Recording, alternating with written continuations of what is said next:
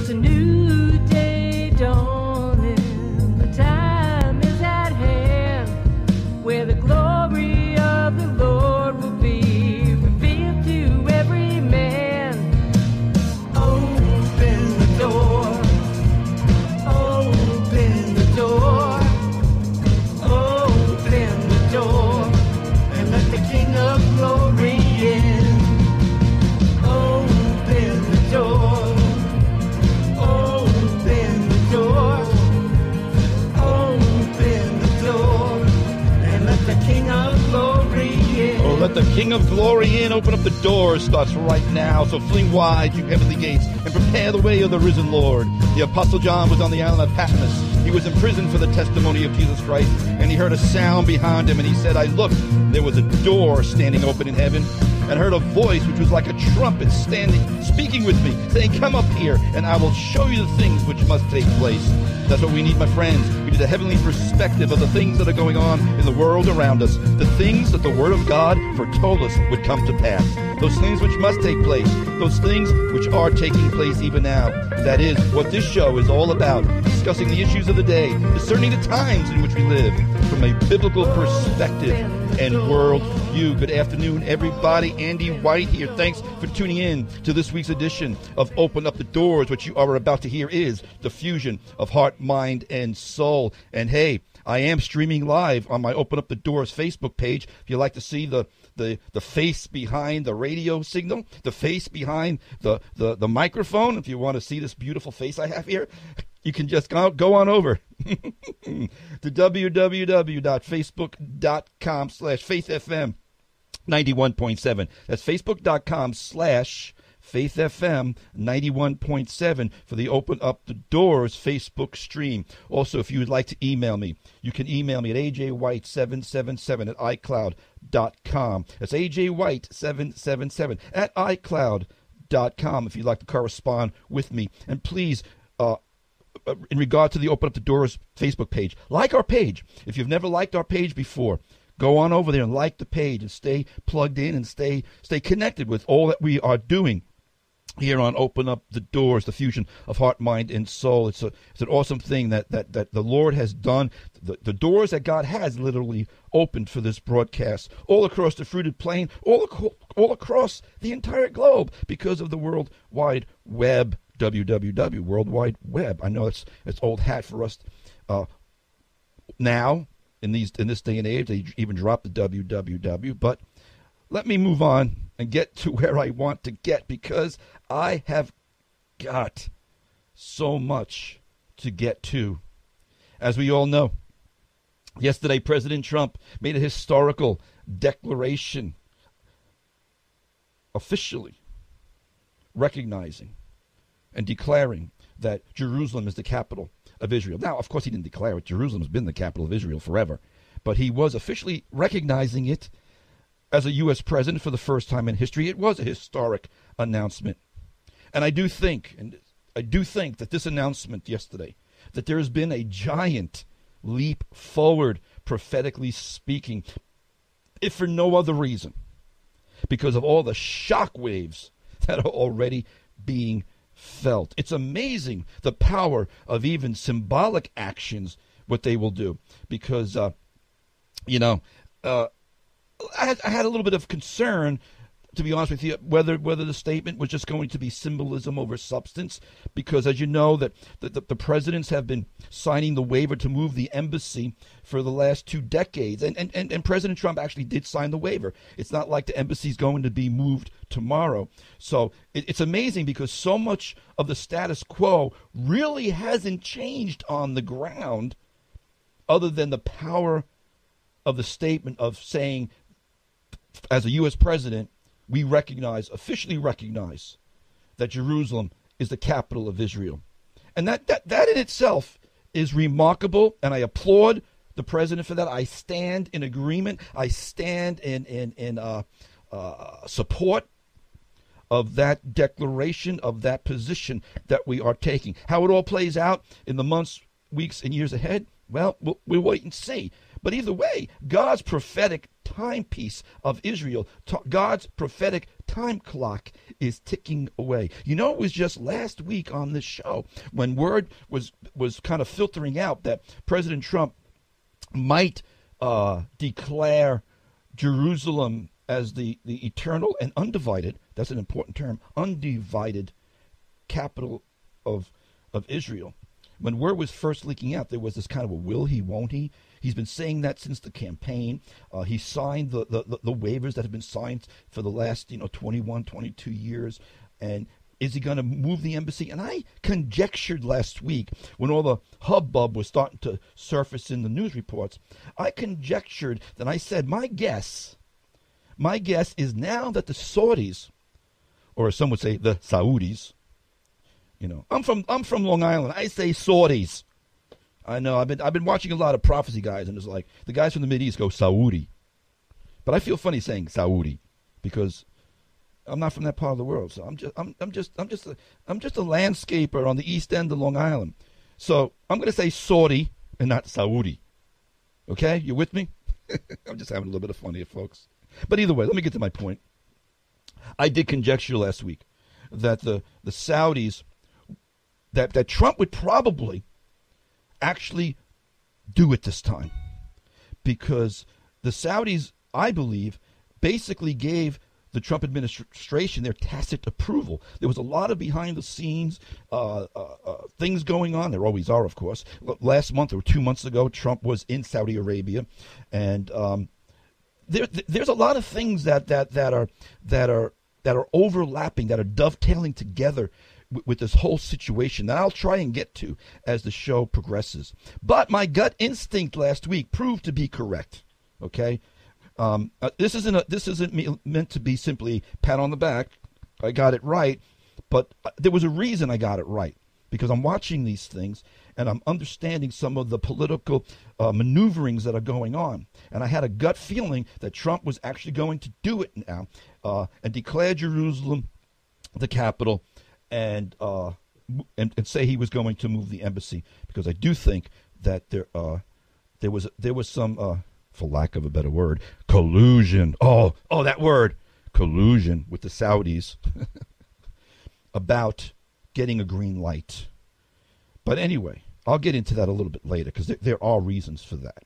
But I was looking at the transcript of the president's remarks yesterday. I was at work, so I didn't get to see him actually deliver the remarks. I did watch it last night on video and whatnot, and I was reading his remarks. And one of the things that President Trump said yesterday, quote, he said, "We cannot solve our problems by making the same failed assumptions and repeating the same failed strategies of the past. All challenges demand new approaches. My announcement today marks the beginning of a new approach of the conflict between Israel and the Palestinians. After more than 2 decades of waivers, we are no closer to a lasting peace agreement between Israel and the Palestinians. It would be folly to assume that repeating the exact same formula would now produce a different or better result." Well, except that he did sign the waiver. But that aside for the moment, he is exactly right regarding the so-called peace process. A peace process has been going around the same mountain for well over 40 years, with different administrations doing the same kabuki dance over and over again. And we all know that doing the same thing over and over again and expecting a different result is, of course, the very definition of insanity. So President Trump is actually right, and I see, knowing how he operates and watching how he operates this last year or two, he is right in his assessment and what he is doing, and that's why I do support it and applaud it. He is exactly right regarding the so-called peace process. This thing is.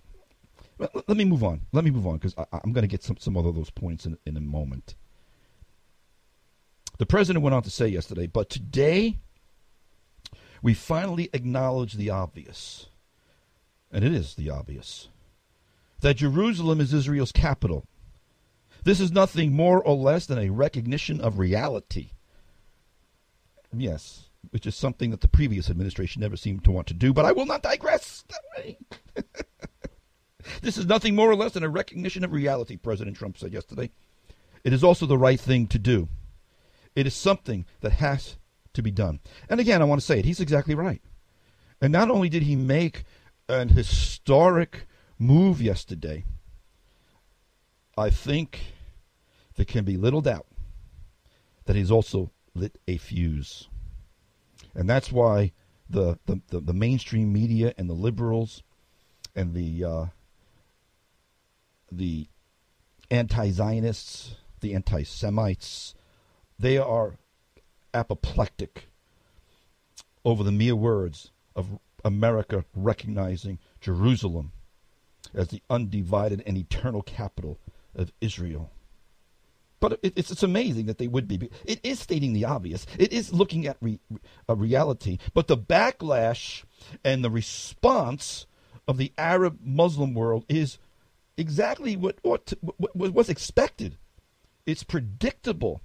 And they've called for 3 days of rage. We've got the Palestinians calling for 3 days of rage. We've got the Arab League condemning it. We've got the UN condemning it. We've got France and England condemning it. And as I'm watching all of these news reports and reading all the different news services that are covering this story, it's like Bible verses are flying off the pages in light of all these events. I mean, folks, the prophetic momentum has increased, I believe, exponentially in the heavenly realms. Mark my words. I mean, everyone, it's almost obvious to state Psalm 2. Why do the nations rage and the people plot a vain thing?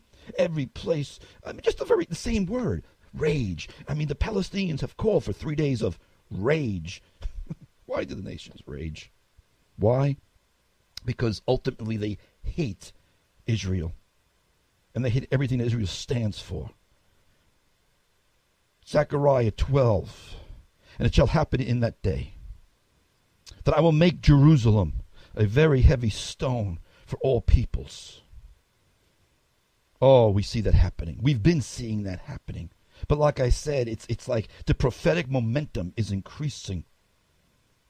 It shall happen that I will make Jerusalem a very heavy stone for all peoples. All who would heave it away will surely be cut into pieces, though all the nations are gathered against it. Zechariah 12:3.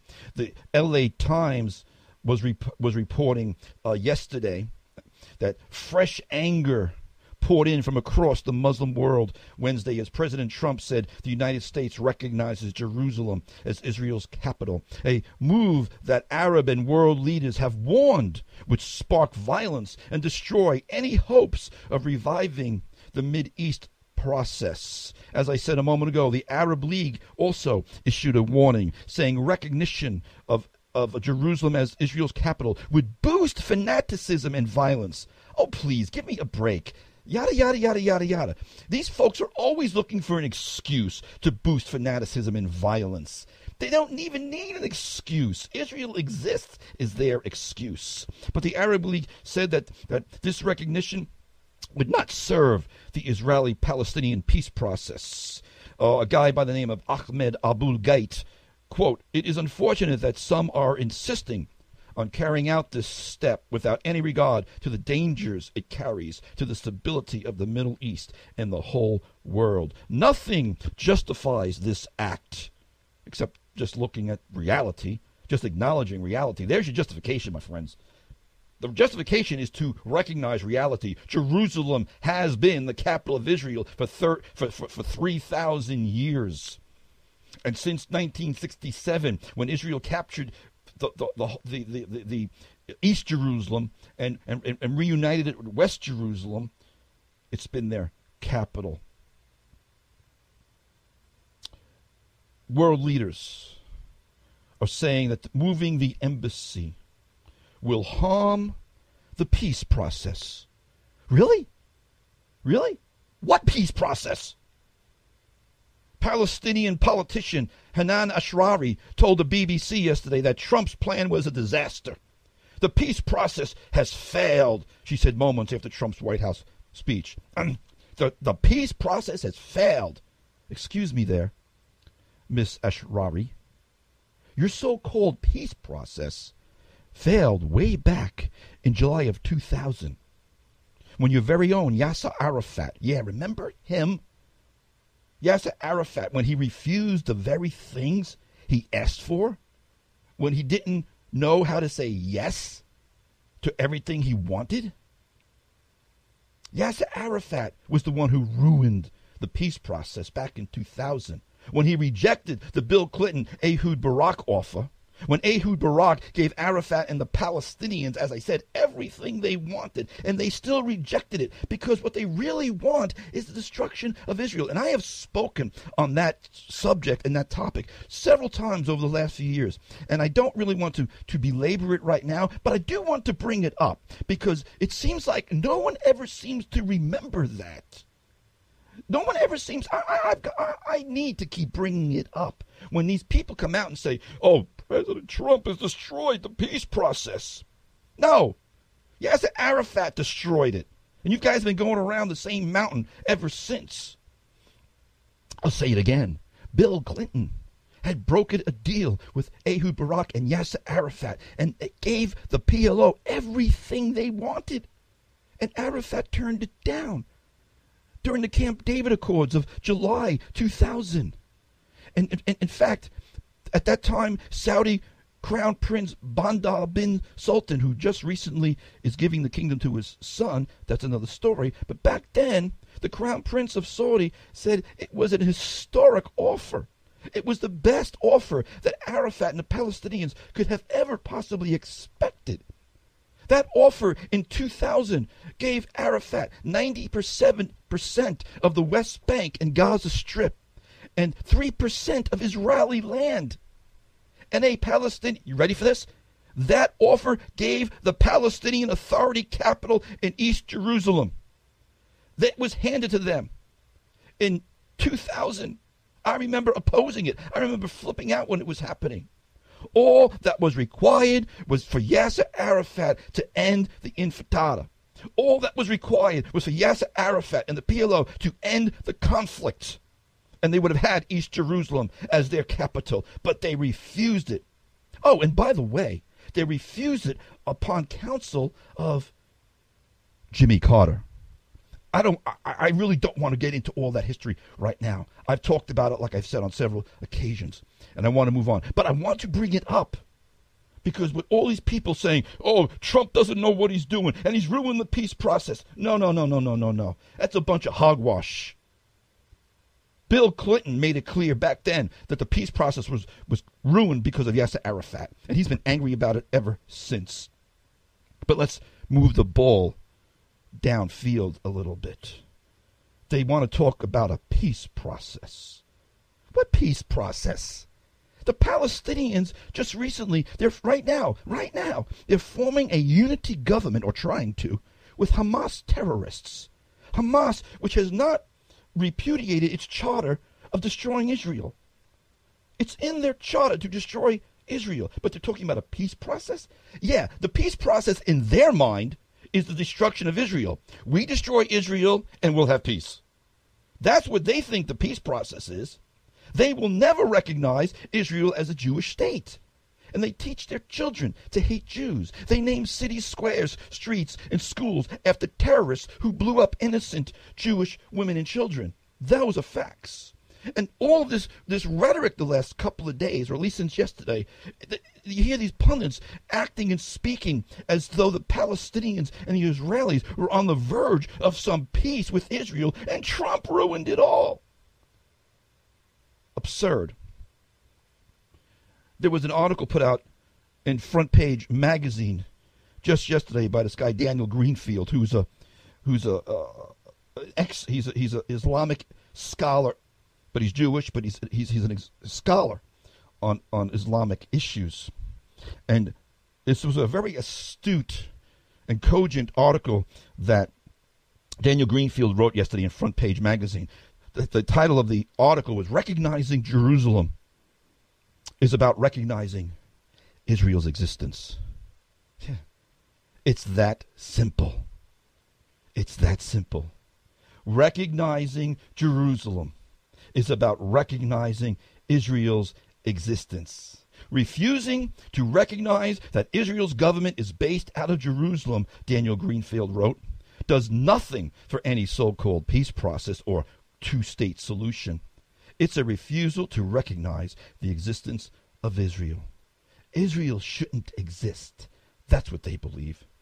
There is no future date at which the PLO, Hamas, and the anti-Israel lobby will recognize Jerusalem. That's why I brought up Ehud Barak a moment ago and the Camp David Accords that Arafat rejected, because there is no date that Hamas and the PLO will ever recognize the existence of Israel.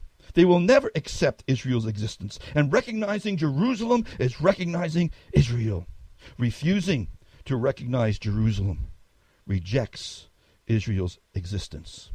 And my friends, that is the whole crux of the matter. And the fuse is lit. What's going to happen now? The Islamic world will coalesce together in the weeks and the months to come to fight against Israel and to seek to usurp its sovereignty over Jerusalem. It's already beginning. In the weeks, months, years, I don't know when, but in the not too distant future, the Antichrist will arise with a bogus peace deal and then set his throne of abomination in the holy place. The world will be thrown into tribulation, and it will be the time of Jacob's trouble, which will see the outpouring of the wrath of Almighty God being poured out upon the kingdom of the beast until he comes. He whose right it is to rule. The Prince of Peace, Jesus, the true Prince of Peace, who's going to crack the sky and destroy all his enemies. And then, and only then, there will be a true reign of peace. For he alone is Mashiach, Sah Shalom. I'll be back in a moment. Stick around. And the child begins to dream. Those are our dreams as we wait for the return of our Prince of Peace, Mashiach, Sah Shalom. Welcome back. Andy White here. You are listening to Open Up the Doors here on Faith FM. If you're just tuning in, WEGB 90.7 and 93.3 in that peak, WEGQ 91.7 in Quag. So we've been talking about President Trump's announcement yesterday of Jerusalem being the eternal and undivided capital of Israel, and of course how Israel's enemies are going apoplectic about it. But there's one particular enemy that I focus in on all the time, because I think there's a lot of things there that are very prophetic. And those of you who regularly listen to this broadcast, you know that I'll be referring to Turkish President Recep Tayyip Erdogan. And Erdogan has said that Donald Trump's plan to declare Jerusalem the capital of Israel would be a red line for Muslims. And he could see himself, he could see Turkey breaking off diplomatic relations with Israel. Well, it's kind of strange. It wasn't Israel's action. Why would Erdogan seek to break off diplomatic relations with Israel because of what President Trump did? It seems rather cowardly to some degree. But again, it's political posturing. But here's the thing that I want to get into a little bit, because it's very intriguing. Let me back up a little bit. Because I said in the first block, I said that, for all practical purposes, nothing has really changed on the ground. The embassy isn't going to be moved, according to the administration, still for some time. They're saying it's still several years away before they finalize plans, build a new building, and all this stuff. At least this is what they're saying. So nothing has really changed on the ground. Jerusalem already was Israel's capital. Trump just officially recognized it as such. But nothing has changed in the status quo of anything. So then why is Turkey, saying that this is something new? Israel has claimed since really 1950 that Jerusalem was its capital. Nothing has changed regarding that. So why this faux outrage from Mr. Erdogan? Well, I think it's only because he wants to use it, because he's a fox. He's a very calculating dictator. As you know from the many times I've shared about Erdogan, how he has aspirations of being the caliph of the revived Ottoman Empire. I won't get into all that right now. That's not my point specifically. But Erdogan is calculating, and he's using this because he wants to use it as a rallying cry to garner support for his own aspirations, as I said. And it's kind of funny. I saw this little exchange the other day, and after Erdogan was threatening Israel and saying he was going to cut off diplomatic relations and threatening about all that's going on, the Minister of Transportation of Israel, Israel Katz, said that, quote, Israel does not receive orders or threats from Turkey. The days of the Sultan and the Ottoman Empire have passed. Now, when I read that, honestly, I laughed. The days of the Sultan and the Ottoman Empire have passed. That had to really, really, really irk Erdogan, because he believes he is the modern-day Sultan. And he really, really wants to reinstitute and revive the Ottoman Empire. In the ears of the Caliph wannabe Erdogan, those were fighting words. But here's where it gets really interesting, folks. Erdogan has called for, it's going to take place this coming Wednesday, December 13th. Erdogan has called for a meeting of the organization, the OIC, it's called, the Organization of Islamic Cooperation. I'll be a little candid with you.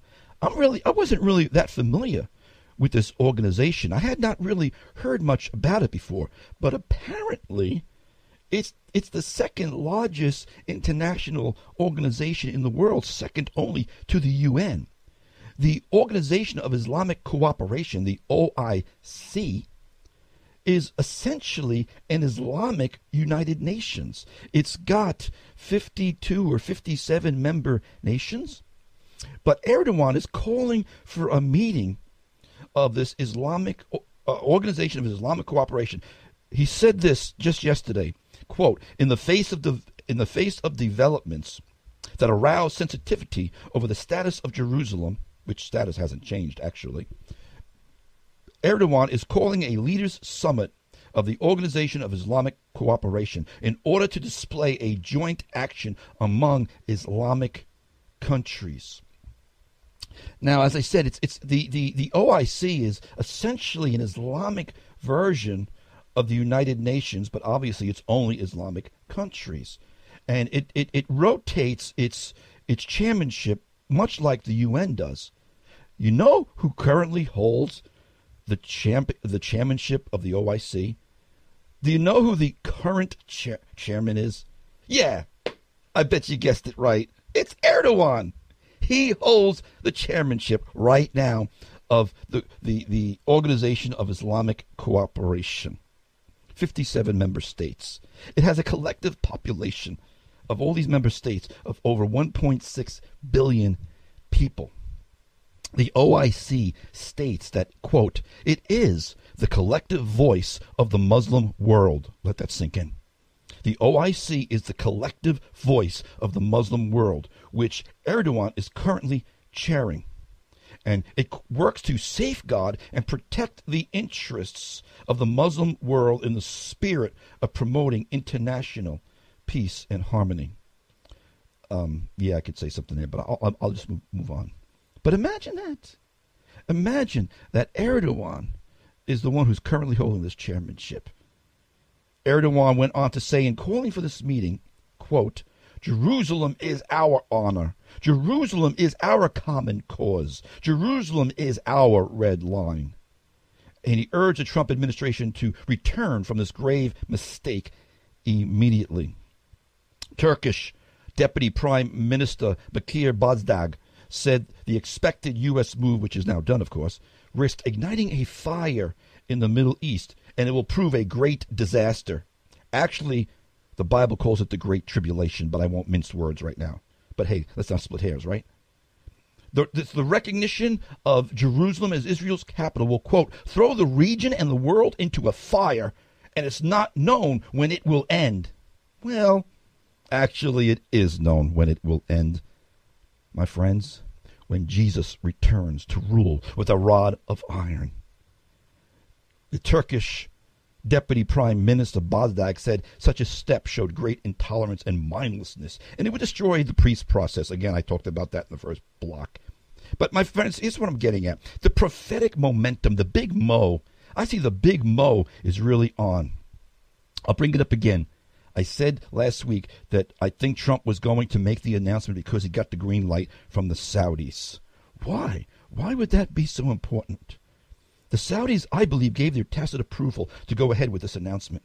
Because you see, all of these geopolitical maneuverings are going on because the Saudis are trying to hold Iran in check. There's all these local geopolitical things going on. And the Saudis are very concerned about Iran's rise to power. And I don't have really the time to get into it all at the moment right now.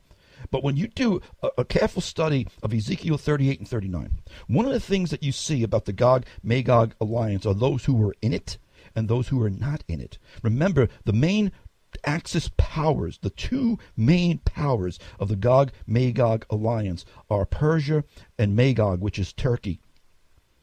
Other nations are involved. You have Cush and Put, which is Ethiopia and Libya. I don't want to get into all that right now. But Saudi Arabia is not part of the Gog-Magog alliance. We see in Ezekiel 38:13, Sheba and Dedan. And Sheba and Dedan are representative of Saudi Arabia. They were cities that existed in ancient Saudi Arabia, and they still exist today. But it says in Ezekiel 38:13, Sheba and Dedan, the merchants of Tarshish, which is southern Greece, by the way. And all the young lions will say, have you come to take plunder? Have you gathered your army, speaking to Gog-Magog? Have you gathered your army to take booty, to carry away silver and gold, to take away livestock and goods, to take great plunder? So we see that the inhabitants of Saudi Arabia, represented by Sheba and Dedan, as well as the merchants of Tarshish. Tarshish was a son of Yavan who settled in the area of southern Greece. This gets better, because you know where Erdogan is right now today? He's in southern Greece. Interestingly enough, Erdogan just visited Greece right now, and he ruffled their feathers big time on a state visit to Greece just yesterday. After no Turkish leader visiting Greece for over 65 years, Erdogan started needling them and ruffling their feathers by saying that he didn't like the way the Greeks were treating the Muslims, and he was in Athens, and he was telling the Greeks that they were neglecting the Muslim minority of Turkish origin. And a friend of mine made a very astute observation. He said that I heard him say that Erdogan is using the same argument Putin used before he invaded Ukraine. In other words, that Ukraine was not treating the ethnic Russians fairly. Why do I bring all that up? Because we are seeing the geopolitical maneuverings come into play that are literally outlined in the Word of God. And I'm going to have more when I come back. I got to leave it there right now, but I want to tell you something, folks.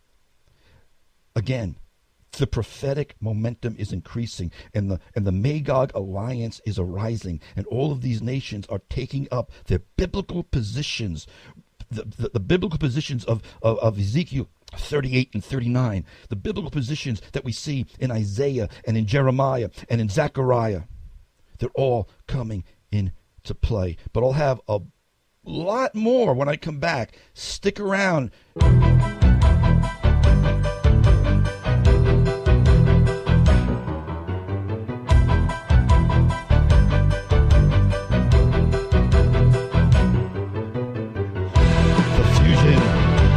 Heart, mind, and soul. This is Open Up the Doors with Andy White here on Faith FM, WEGB 90.7 and 93.3 in Napeague, and WEGQ 91.7 in Quag. And thanks for tuning in to this live edition of the Fusion of Heart, Mind, and Soul. Open Up the Doors here on Faith FM. All right, let me move on. Where am I at time-wise here? I've been talking about, for those of you who might have just joined in, those of you who might have just tuned in, I've been talking about President Trump's announcement yesterday of his official recognition of Jerusalem being the capital of Israel. But there's so much.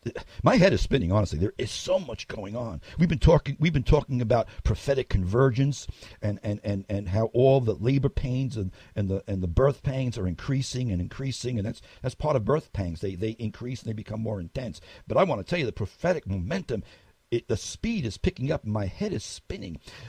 There's a lot of prophecy watchers who are very, very familiar with the oracle against Damascus in Isaiah 17:1, where Isaiah said, the burden against Damascus, behold, Damascus will cease from being a city, and it will be a ruinous heap. And this is one of those verses that prophecy watchers have been watching for a while now, because this prophecy has never been fulfilled. Damascus is one of the oldest cities in the world that has been inhabited from the very beginning. This prophecy in Isaiah 17:1 has not been fulfilled yet. And no one knows when this will happen. Damascus will cease from being a city. It will be a ruinous heap. No one knows when it will happen. There's a lot of speculation about the timing of the fulfillment, but I will definitely tell you this. I can tell you this with all authority right now. It will happen sometime between now and the second coming of Jesus. So we watch, we wait, and we'll see. But the reason I'm bringing that up is because this past week, twice, Israel did fighter jet attacks against Iranian positions in Syria, in Damascus, just outside of Damascus. Twice this week, Israel struck just on the outskirts of Damascus. And anytime Israel does these things, it's like you wonder when the shoe's going to drop. As I was reading the stories about Israel hitting these Iranian, because the Iranians have built a new base. The Iranians are building bases in Syria. I'll get into that in a moment if I have time. But I was thinking about this. Twice in 1 week, Israel got into Syrian airspace and bombed these military installations. And Russia just recently, in the past year, installed the state-of-the-art, air defense system, which Turkey is buying, by the way, right now. And I'm wondering, if Russia's got this state-of-the-art air defense system in Syria right now, how is Israel able to have these successful air raids? Hey, I'm just throwing that out there. I'm wondering. But I want to move along. But it's these things that are happening, and they're happening quickly. But let me get to the Iranians. I only got a few minutes left. But there is right now an Iranian surge that's going on.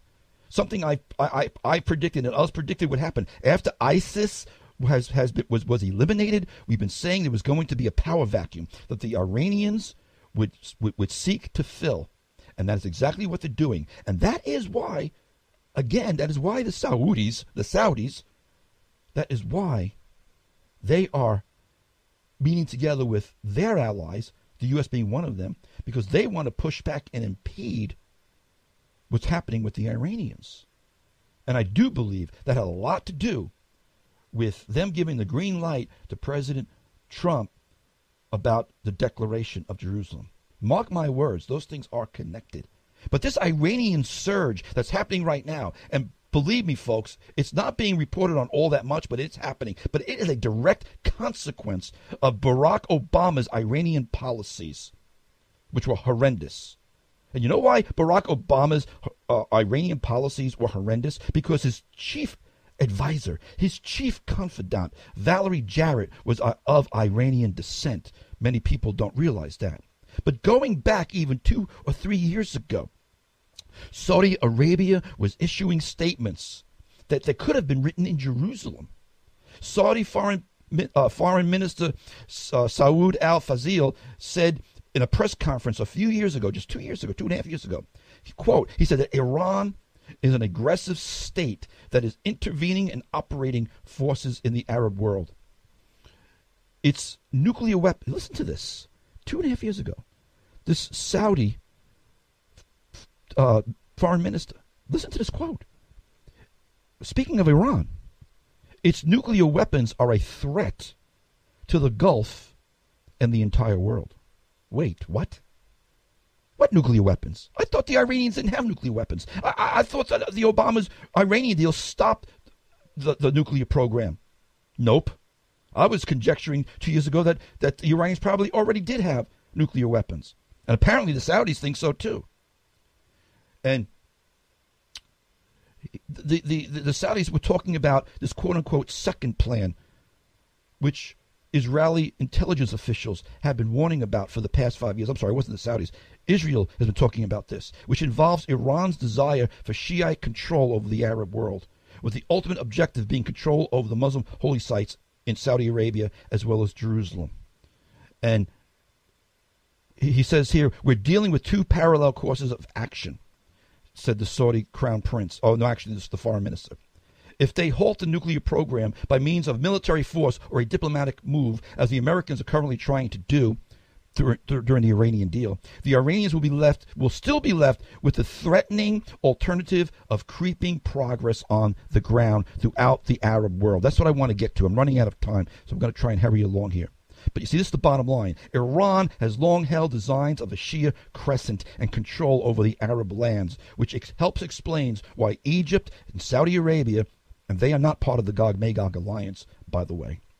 Egypt and Saudi Arabia and others are counting on their allies as a countering force against the Magog alliance. And that is important to understand, because in Daniel chapter 11, we see how the king of the north goes out to make war against the king of the south, who is Egypt, and the Antichrist, king of the north, subdues Egypt. But during that subjugation of Egypt, he hears about news from the north and from the east that concerns him, and he goes out in great fury. I can't exegete that right now. It's in Daniel 11. But here's my point as I'm running out of time.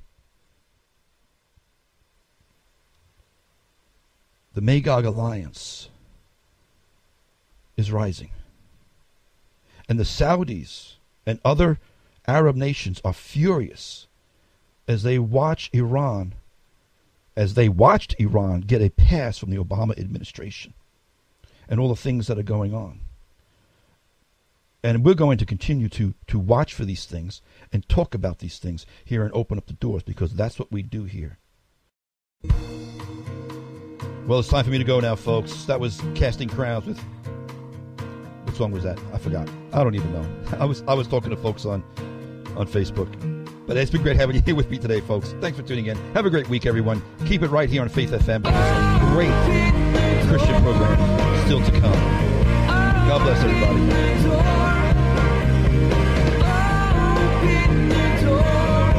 I heard the bells on Christmas Day. That's what the stamp of the song was.